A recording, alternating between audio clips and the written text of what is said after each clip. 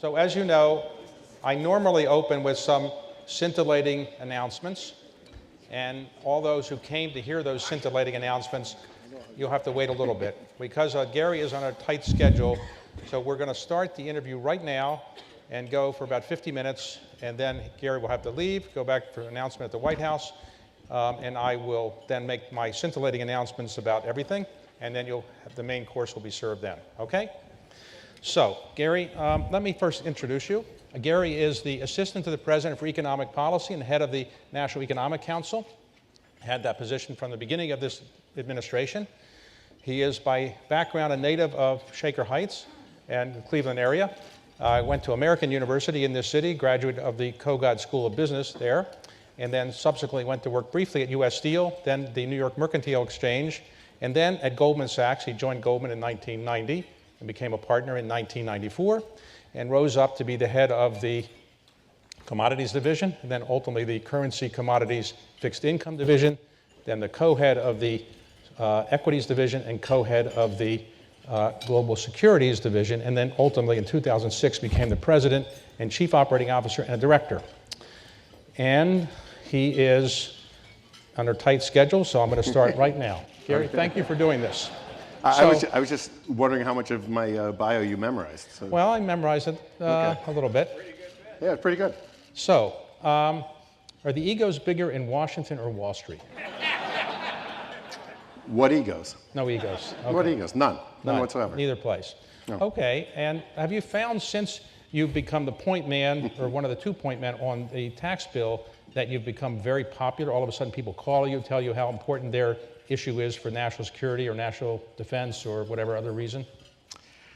Look, no less or no more people call me today than have called me for a long time. Okay. Maybe it's just a personality flaw, but it seems like no more, no less. Really? So people aren't calling you more than they did a year ago?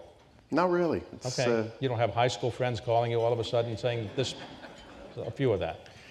Not really. It's been interesting that Okay. People have sort of let me alone, let me do my job, and I'm sure once they start seeing what we do and how it impacts them, that may change. I think people reserve the right to call me, but so far they haven't exercised that option. Okay, so yesterday or today, the House leadership unveiled their bill, and you're going to have a meeting at the White House with the president and the leadership at 1:30. So, in talking about it, is the bill that was released, or the proposal released today, is that something the president can support? If that bill went through as is, the president would sign it.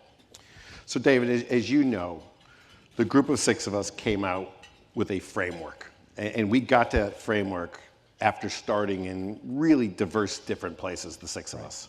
We got ourselves to a unified framework, which really had 2 driving principles in it. Driving principle number 1 is we had to deliver a middle income tax cut. Number 2 is we had to lower the business tax rate to make us competitive with the rest of the world. The bill that the House delivered today accomplishes both of those objectives. And in fact, they stuck very much to the framework that we have delivered. So yes, the bill that the House has delivered, the Ways and Means Committee delivered today, is a bill that the president can support. And do you have any reason to think the Senate Finance Committee will agree to the same bill? Look, I think the Senate, like the House, is going down their path during regular order. One of the other components that we agreed to as the group of 6 is that we were going to do tax reform in what we would call regular order. We would go through normal committee processes, the tax writing committee in the House, the tax writing committee in the Senate. They would write their own bills. They would go through their committee process. They would go to floor. And if we needed to, we would go to conference at the end. That's exactly what's going on here. And that's how we're going to get the buy-in in the process. The Senate is doing that. They are cooperating with the House, and the House did cooperate with the Senate. So we are going to get bills that have a lot in common. I'm not sure they're going to be 100% in common, but I think we're going to be in a good enough position to deliver a tax bill to the president's desk this year. This year? This year. So you're very confident that the House will pass it, and the Senate will pass it, and the conference will pass it this year?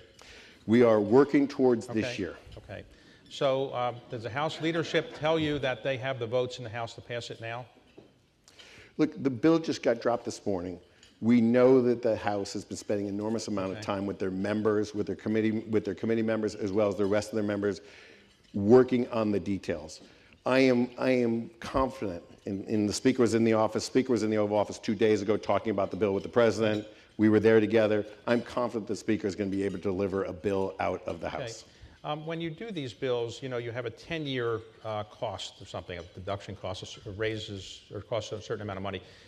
That number is prepared by the Joint Tax Committee, more or less. So do you accept these numbers? I mean, how can anybody really know what something's going to cost or bring in 10 years? But is it generally, people accept this as gospel because you have no choice? Well, you sort of just answered the question.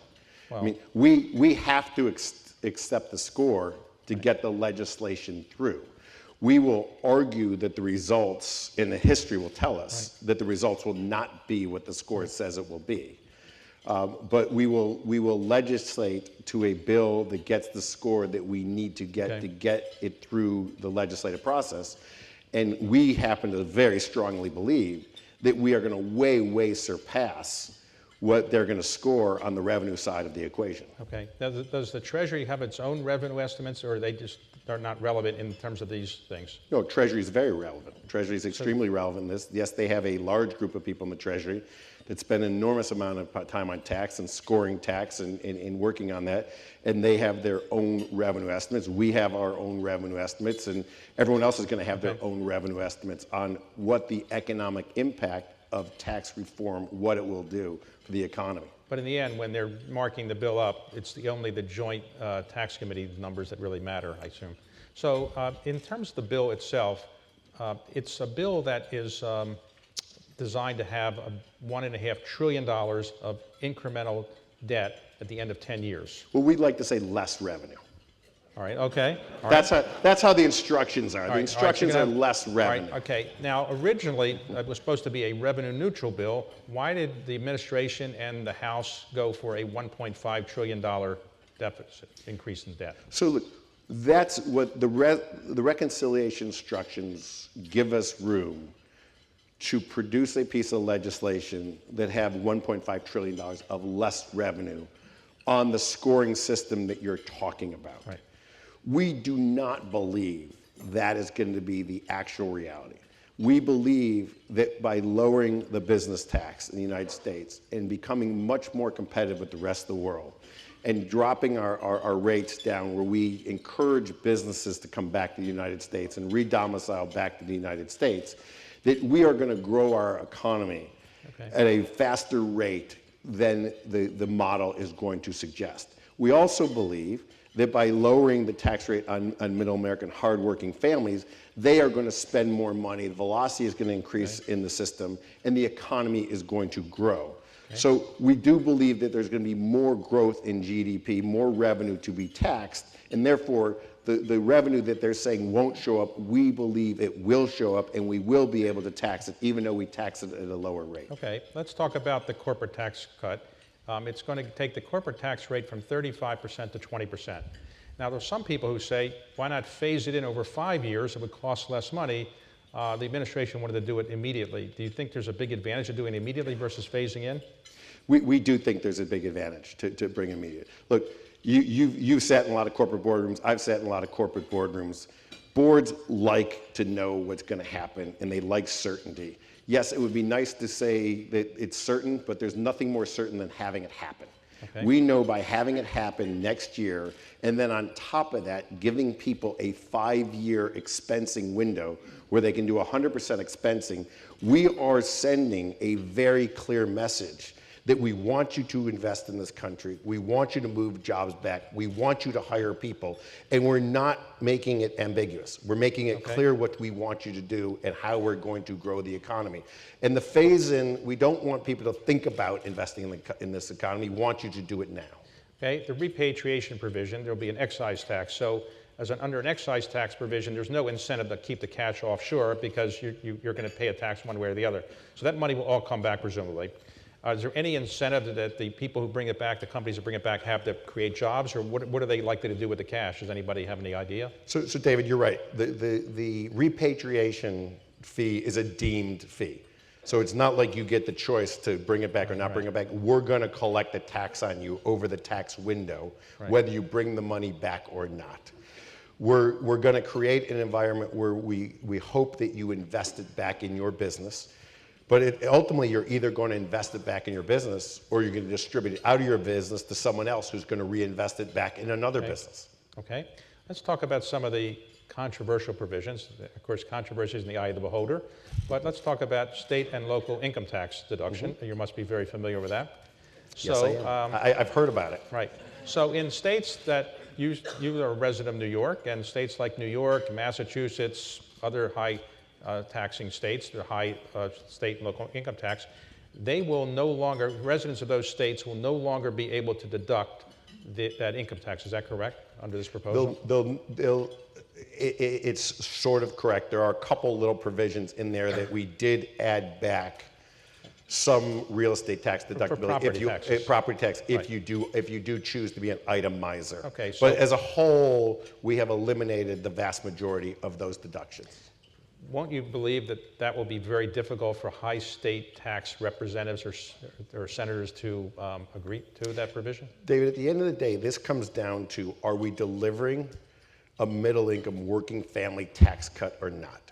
We believe that the House plan is delivering that. And when you score it out and when you see the distributions, and the distribution tables will be out relatively shortly, the distribution tables will determine whether we're delivering that tax cut or not. We believe that this plan that the House laid out is able to adequately deliver that distribution to those working families, where we told you we were going to deliver that tax cut. Now, the average family of four in the materials that came out today is median family of four income is $59,000, and they will get a tax cut of about $1,140 or something like that, roughly. I won't argue for $40, yes. Or something like that. Yes. But so the median family of four will get a median family will get a.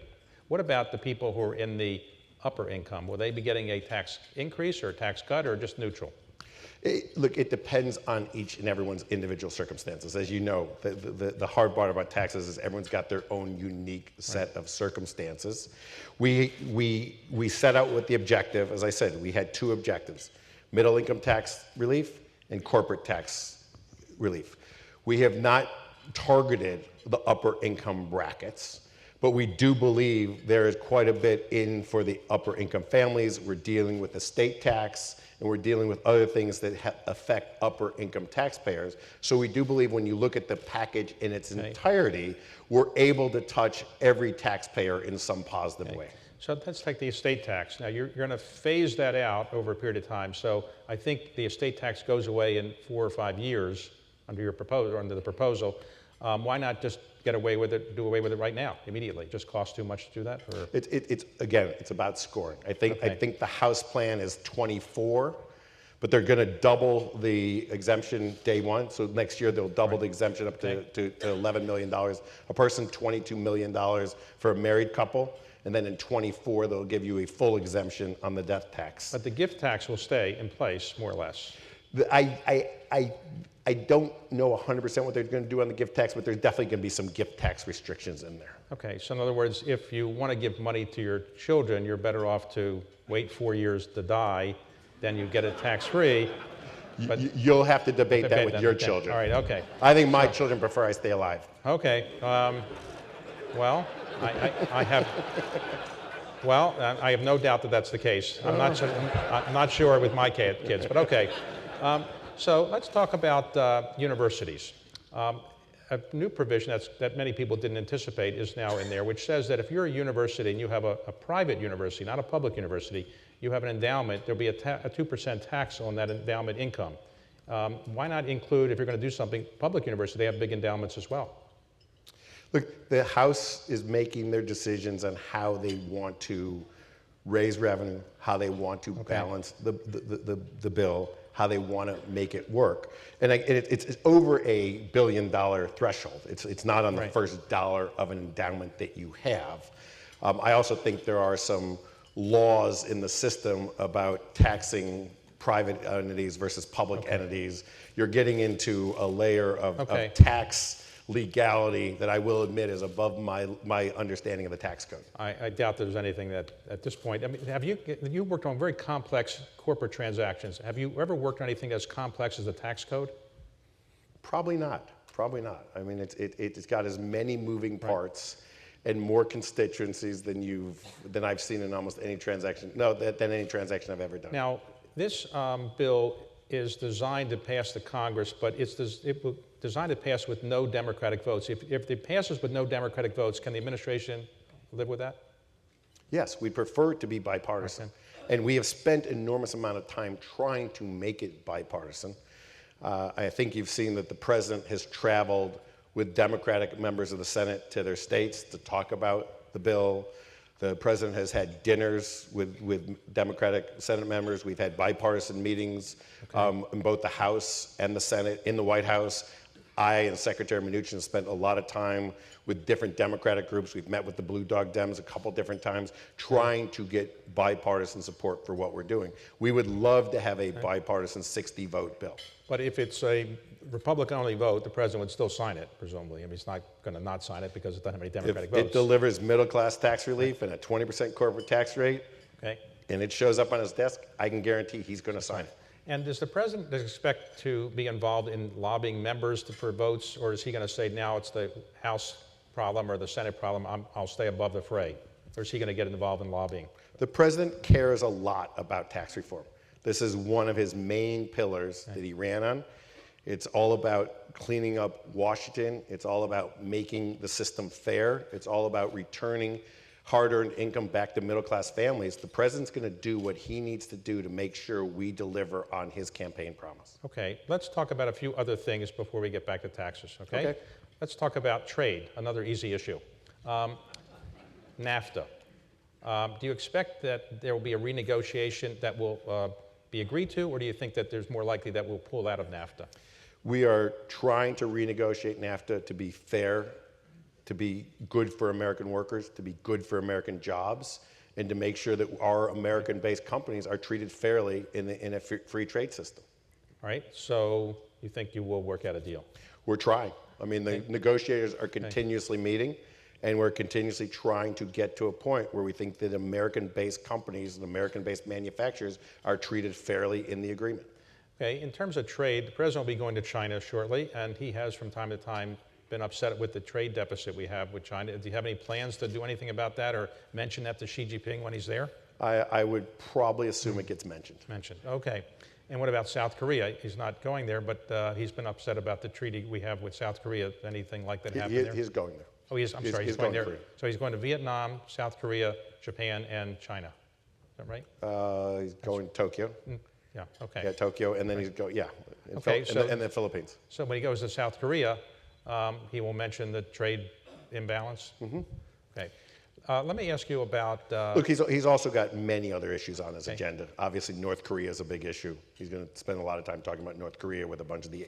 Now, when the president's gone overseas before, you have gone with him, but now your responsibility is to get this tax bill, so you're not going to go on this trip? Yes, I had a long discussion with the president that I thought it was a better use of my time. Not that the trip isn't unbelievably important, but the tax reform is so important that I thought being here and working with Congress, and Secretary Mnuchin is in the same place, that the two of us staying here and working with Congress to make sure that tax reform stays on its agenda while he's gone. It's a long trip. He's gone over 12 days, that we should stay here and work on that, and that's what we're going to do. So when you're doing that, will you be, when they're having markups, we won't be in the sessions of markups, but presumably they'll be calling you because your input is going to be valuable, so you expect to be involved in all the back and forth? Yeah, we have great relationships with leadership of both the House and the Senate, with the committee chairs, committee leaders. We're in relatively constant dialogue with them on where they're headed, what their ideas are, what their concepts are, and making sure that we're all working together to get a bill to the president's desk. Now, on health care legislation, do you expect that will be revived as a possible thing to do after a tax cut is done? I mean, right now, we're planning on looking at health care in the new year. Okay, and there was a rumor that maybe the president or somebody wanted to have the elimination of the mandate in the tax bill, the health care mandate. Is that off the table now? Oh, the president tweeted about it yesterday. Well, So it's not off the table. It's something that could be looked at. Okay. And we are spending a little bit of time looking at that. Okay. And if it works and we have votes, the president would be inclined to have us look at it and look at it quite aggressively if we can get that done as well. Now, the president wants to do a tweet. Does he call you and say, I'm going to do a tweet in a certain area? Does he consult with you before they go out, or not so much? You know, David, sometimes yes, sometimes no. Depends on the topic. Okay. So in terms of your background, you have been very public about the fact that you were not a great student because you were dyslexic. So how did you realize you were dyslexic, and how did your family get you treatment for that? Well, I try and explain this to people, and this audience might be the right age to understand this. In the 1960s, when I was growing up as a dyslexic kid, I don't know if dyslexia was sort of a commonplace name for a disease. So when I was growing up, you know, it was not diagnosed, or if it was diagnosed, it wasn't called what it was called. In fact, I probably wasn't diagnosed till high school or even later, what my issue was. So before that, you didn't realize you were at a disadvantage, and you just thought you weren't a great student, or? Well, look, I knew what was going on. I think it was everyone else that had a problem. Okay. I knew exactly where I knew where I was. It was everyone else that had a problem. So, you know, the typical issue was that everyone thought I was lazy, didn't apply myself, didn't care, you know, bad student. I was labeled with all of those issues because I could never keep up with the work. I could never get the homework done. I could never be prepared for class enough because guess what? There just weren't enough hours in a day to possibly be prepared for class. And the negative feedback loop just became such a bad negative feedback loop that you sort of fall into this rut. And, you know, it was no one's fault. No one knew any better. It wasn't that my parents weren't trying. They were surely trying. So you got graduated from high school, though, and you went to American Barely. Barely, okay. Did you ever thought that it'd be easier on dyslexics if a word for the problem was easier to spell? I mean, dyslexic. I still can't spell it. Don't ask me to spell it today. Okay. Starts with a D. That's how much I know. So you went to American University, and did you struggle there, or you did okay? So, look, I know there's, I just saw Neil Kerwin here, so I know there's an American University crowd in the room here somewhere. The president of the university is right here. Sylvia's right there. They're right in front of me. So, look, I thank you to American University for accepting me, because that was probably a long shot for them. But when I got to college, it was completely different. You get to college, and you get to reinvent yourself. I explained this to all my daughters when they went to college. Like, no one knows you're the dumb kid, or no one knows you're the kid that can't read, or no one knows anything about your history. You get to walk in with a complete blank slate, and you get to redefine yourself. Number two thing about college, and I've said this to every kid who's ever listened to me, is at max, you go to class 16 hours a week. If you take 4 classes for 4 hours, you're in class 16 hours a week. So what is college? College is a time management exercise. So if you tell me I've been in class 16 hours a week, I can get prepared to be in class 16 hours a week, because I can reread the same thing 22 times. I can figure it out on the 22nd time usually. In high school, when you have to be in class 8 hours a day, and then you want to play a sport, and then you get home at 8 o'clock at night, and you want to get a few hours sleep, you can't reread something 22 times. Okay. College, to me, I don't want to say it was easy, but getting in was hard. Doing okay in college was all about time management. Right. Yeah, I maybe didn't spend as much time having fun, but I was able to get myself through because I was able to manage myself Were pretty you an effectively. athlete as well? I was not. You were not. I was not a good enough athlete to be an athlete in college, but that's a whole nother story. I know the feeling. Okay. So after you graduate, you went back to your native area of Cleveland area, and you worked for U.S. Steel. I did. What were you doing? You weren't a steel worker. No. That was a little joke in my career there. I worked for the home building products division of United States Steel that sold aluminum siding, gutter coil, and replacement windows. And were you good at that, or? I wasn't there long enough to find out. Okay, so How's that? So there's an apocryphal story. Sometimes apocryphal stories may actually be true. That you met somebody who asked you about options. You took a taxi ride with him, and you got a job. Can you explain what the? So I'll give you the 5-minute version of the story because it's about as quick as I can. So after my freshman year in college, I did the typical summer internship at the Cleveland brokerage office of one of the major broker dealers. You know, a week in equities, a week in the back office, a week in fixed income, a week in commodities. Spend the rest of the summer in any group you want. Of course, I fell in love with the commodity guys because they were yelling and screaming and throwing phones around. Right. So it was typical for my personality. This was in the summer of '80. It was in those summers. For those of you that have any remembering of what's going on in the commodity markets, this was during the Hunt brothers and what they were doing in the gold and silver market. Right. They had a big gold arbitrage desk in this office. I convinced my grandmother to give me money to open up a trading account. I learned to trade the gold arb that summer, made a ton of money in those 30 days, tried to convince my father that I shouldn't go back to college. I somehow lost that argument. I don't know how I lost that argument to this day, but I realized that what I wanted to do in life. I went back, I did my next 3 years of college in 2 years, because I had to get back to the financial markets. The U.S. Steel thing was a little bit of a joke because I was trying to take a month off and then move to New York, and my dad forced me to get a job.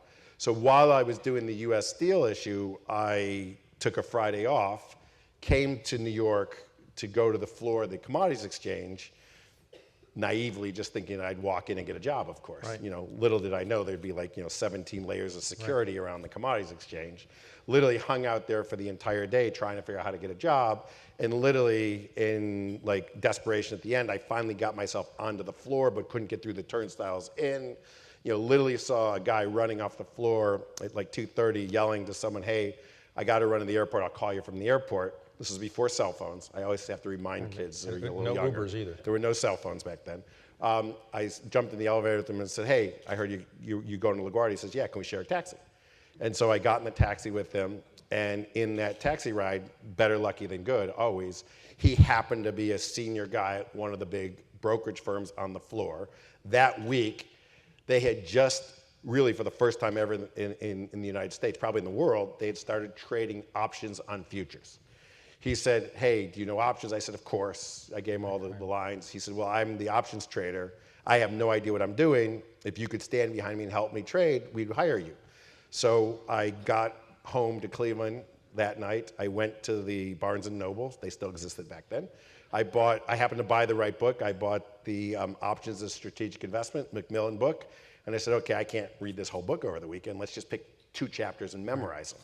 Picked 2 chapters and memorized them on 2 different strategies, went in there, went back for an interview the next week, convinced them I knew everything about options, got hired, moved to New York the next week, and started being a clerk. Well, wow, great. So I guess two questions arise immediately. One, did you give any of the profits from your gold arbitrage to your grandmother? Did she get anything?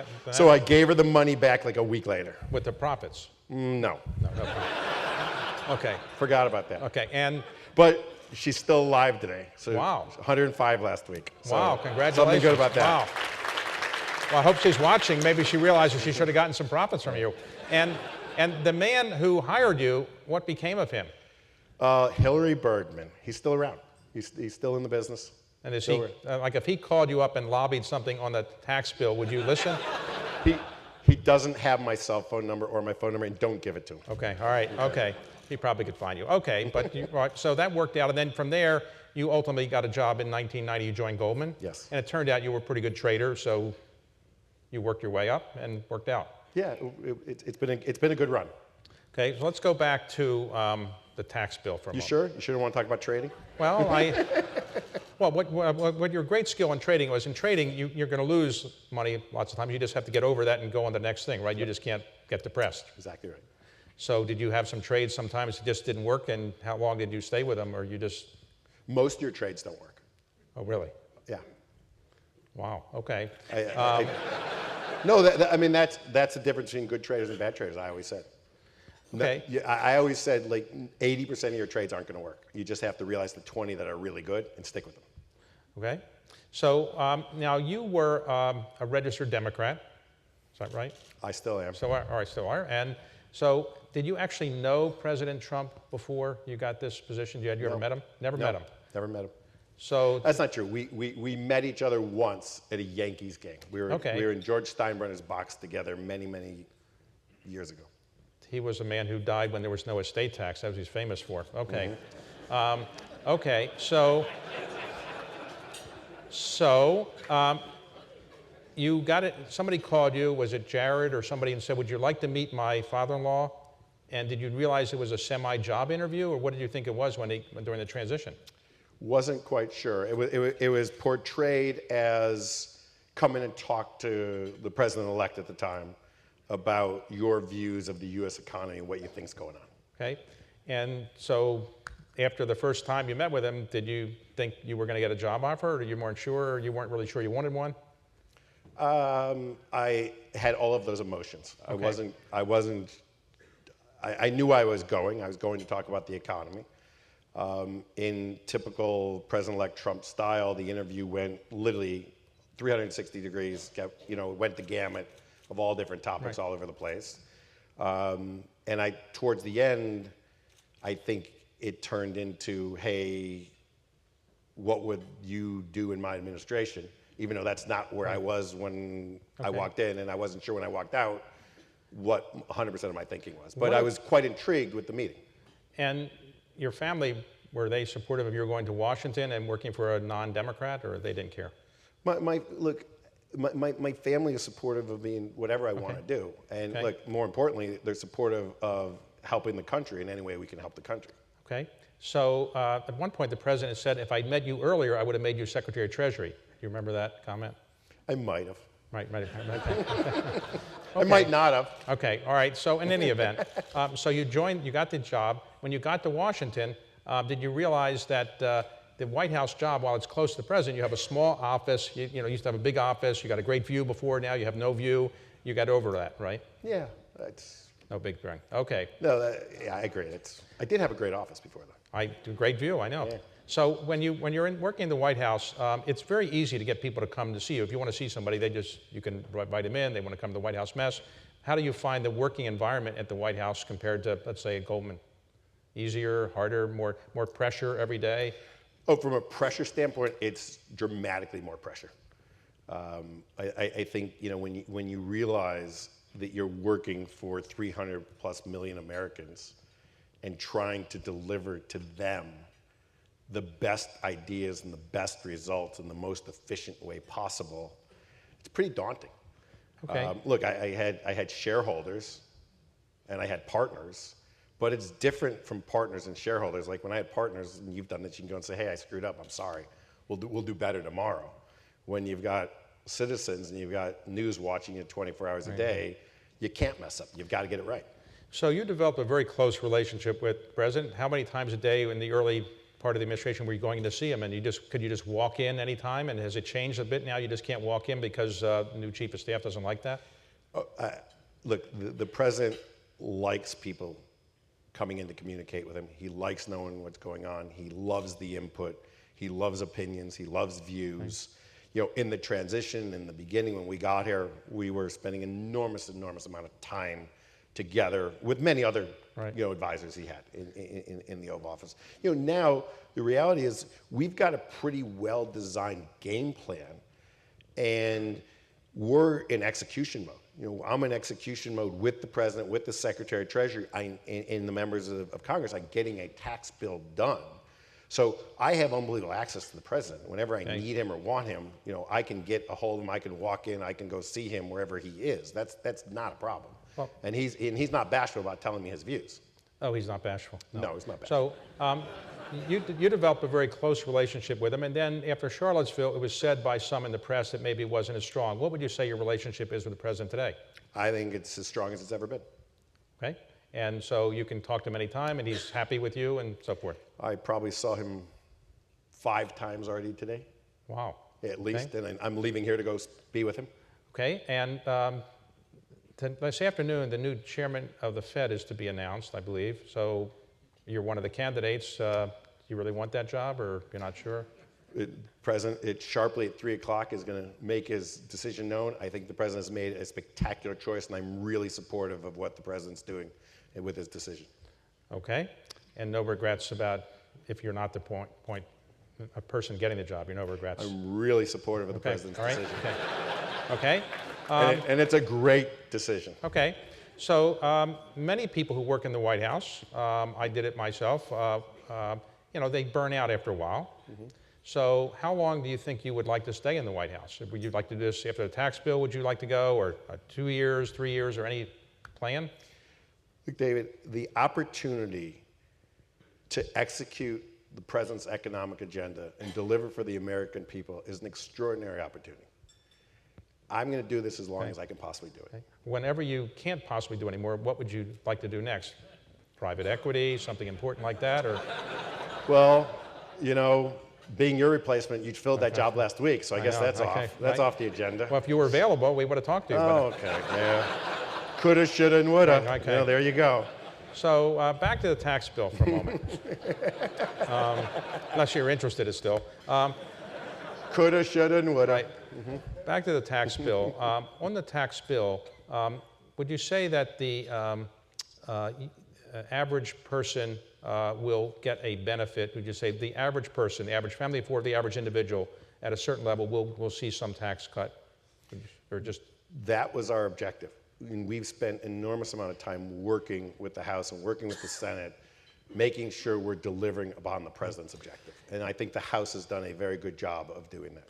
Now, you're changing the mortgage interest deduction. I think right now you can up to $1 million. Now you've lowered it to $500,000, though it's prospective. Yep. So is the real estate industry going to support this bill or not? Look, we hope that everyone supports this bill. The reality of home ownership is that people buy homes when they feel good about the economy, they feel good about their job, they feel like they're going to be employed for a long while, and they feel like they're going to have wage growth. They don't buy homes because they deduct their interest. In fact, the data, and if Kevin Hassett were sitting up here, he'd say maybe the data only shows that the mortgage deduction leads people to buy bigger houses than they should buy. Growing the economy is really what's important for home ownership. Okay, the charitable deduction, you're leaving that alone. There was never any discussion about getting rid of that, Correct. I assume? Correct. And what about the deduction for,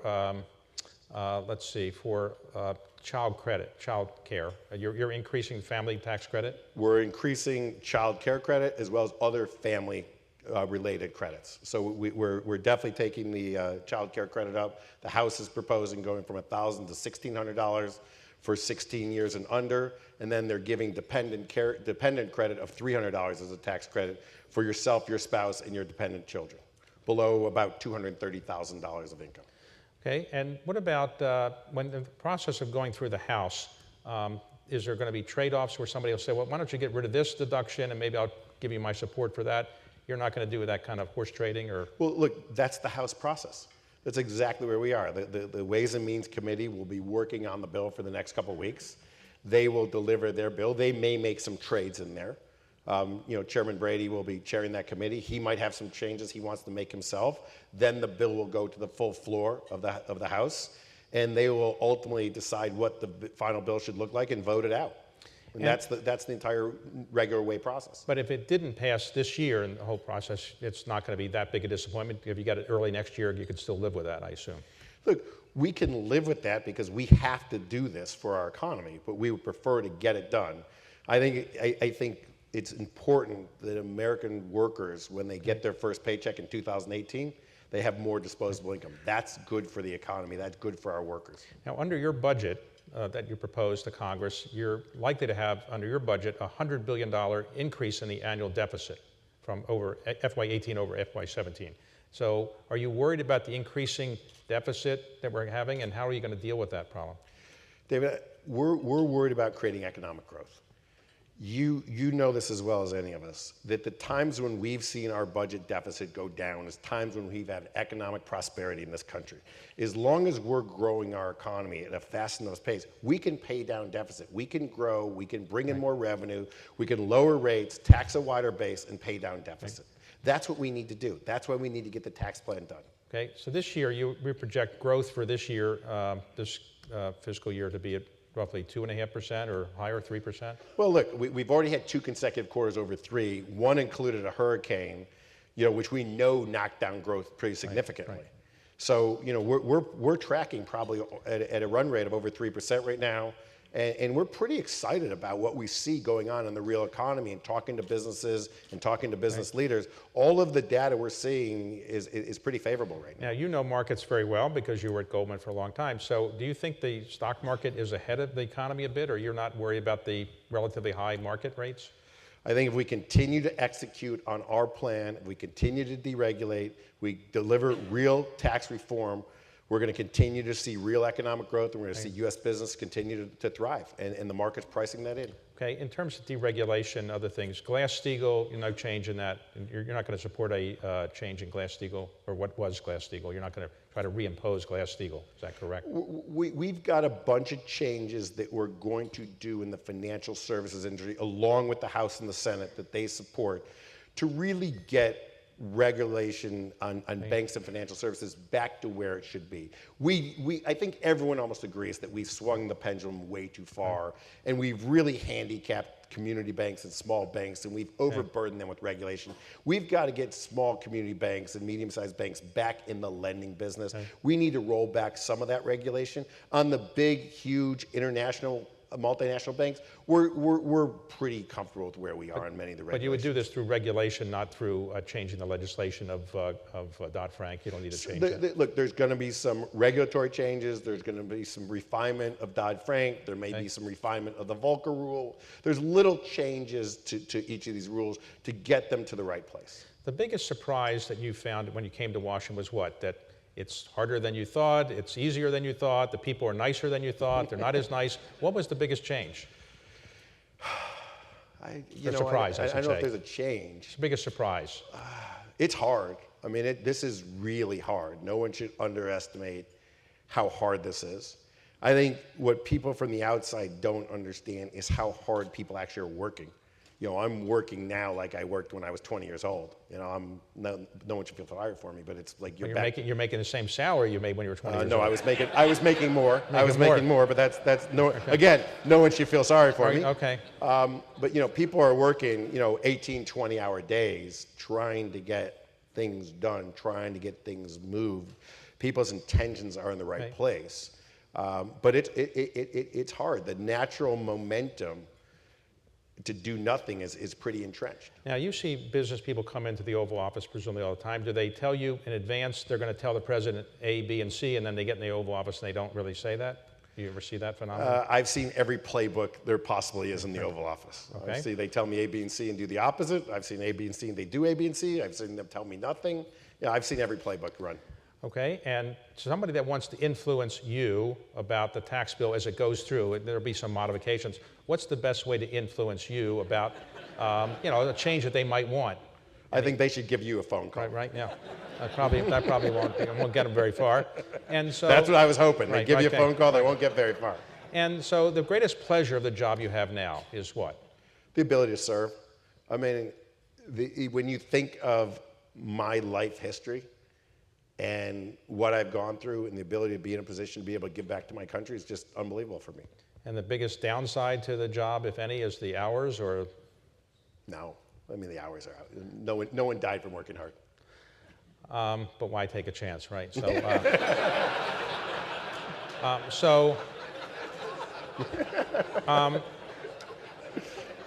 If after the tax bill is done and you want to stay part of the administration, and is there any other job you would want in the administration? You're happy, you don't want to be any other job. You're happy with this current job. You wouldn't take anything else in the administration. You're happy with this. So I have such a unique job and unique platform. I really am pretty pleased with where I am. I didn't quite understand the breadth and magnitude of the job I was taking.